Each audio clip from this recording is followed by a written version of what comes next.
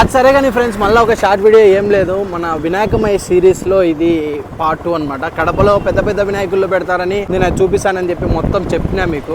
So NGO కాలనీలో already వినాయకుడు అయితే వచ్చేసాడు. నేను షార్ట్ వీడియో తీయడం చాలా లేట్ అయింది. సో అందులో భాగంగా మనకి ఇప్పుడు వచ్చేసేసి మనము ఎందుకు లేట్ అవుతుందంటే వినాయకమయ్య పండుగ లోపల మీకు చెప్తాను. ఎందుకంటే ఇంకో బిజినెస్ అయితే స్టార్ట్ చేస్తాను స్ట్రైట్గా పోయి. సో ఇంకొకసారి మనం ఏంటంటే రాజు పార్క్ దగ్గర ఆల్రెడీ సెట్ అయితే వేశారు, చూసుకోవచ్చు. వీళ్ళు ప్రతిసారి ఇక్కడ పెద్ద సెట్ వేస్తారనమాట.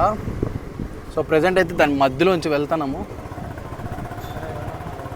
సో అడ్డంగా వేసేస్తారు, రోడ్డు అయితే బ్లాక్ చేసేస్తారు.